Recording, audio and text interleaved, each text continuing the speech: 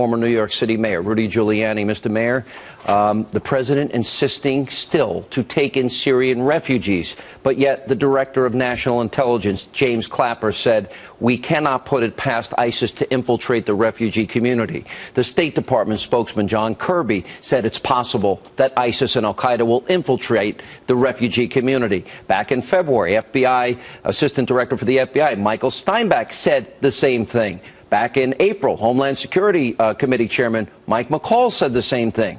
The president's is he going to gamble with the lives of Americans and defy what his own intelligence people are saying? Well, Sean, this has been a very difficult weekend for me because it brings back September 11 and all the terrible memories I have of it. And the thought then when President Bush, acted so decisively and so quickly that maybe something like this wouldn't happen again. And the reality is this did not have to happen if our policies were different.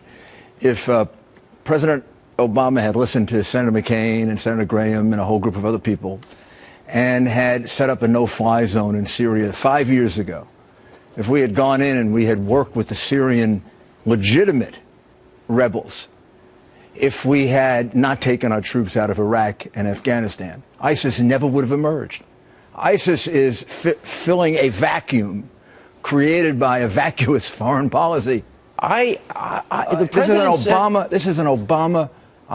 is an Obama creation. This would not have happened. Just follow me for a second. If we had 50 or 60,000 troops in Iraq, we would have been getting the intelligence that would have told us about the development of ISIS, and that would have been given to the CIA. Once you take your troops out, we have no resources. We have no real access. CIA is very small. The Army is very big. And when we had our Army there, why weren't we getting attacked? Because we were getting a tremendous amount of information. So we also would not have lost Ramadi and Fallujah and Mosul and Tikrit. As General Petraeus has pointed out. Yeah. We won it and we gave it back, and now it's being controlled by people who want to come here and kill us. And here's the simple fact, and this goes back to President Bush. Some American president has to hold a speech at night and say to the American people, we have to be in the Middle East until the threat against us is over. Just the way we were in Germany, just the way we were in Italy, just the way we are now in South Korea. Here's what I want to ask, and this is a harder question. The president referred to this group as the JV team. He said hours before this attack, ISIS is contained. He will never say radical Islam. They said man-caused disasters, overseas contingency operation. Fort Hood officially, according to Barack Obama, is workplace violence.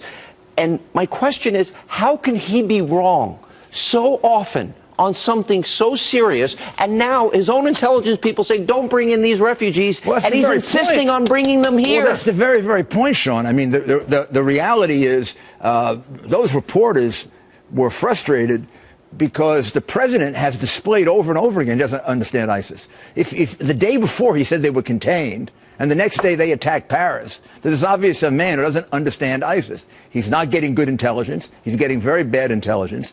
If he's getting bad intelligence about ISIS, he's going to get bad intelligence about these refugees. Also, where are we going to get the information about the refugees? We have nobody there to give us the information. I want to ask you, the FBI says that there are 1,000 active ISIS probes going on in the U.S. now. And the president keeps going out, rather than saying the words radical Islamic terrorism, which he is incapable of saying, this is what he says constantly about Islam, and I want to ask you about it. The United States is not and will never be at war with Islam. And I'm also proud to carry with me the goodwill of the American people and a greeting of peace from Muslim communities in my country. Assalamu alaikum. Islam is not part of the problem in combating violent extremism. It is an important part of promoting peace. Our enemies respect no religious freedom. Al-Qaeda's cause is not Islam. It's a gross distortion of Islam. He's now going to take in Syrian refugees. Is he gambling with the lives of Americans? He is. Taking in Syrian refugees without the intelligence base on which to do any kind of an analysis of who they are, what they are, or where they came from. Where's that going to come from? We don't have CIA agents, or many of them at least, in Syria. We don't have soldiers in Syria. And wouldn't they be trained? Wouldn't they be trained to lie to us? Of course they would. I mean, this is not complicated. Are you a member of ISIS? No. Also, his knowledge of theology is wanting. he apparently didn't read the entire Quran and Hadith. Muhammad was a warrior who... among other things. So what you have to do is you've got to interpret out that part of Muhammad that went and killed 4,000, 5,000 Jews in Quraysh and Yadith and buried them in a mass grave.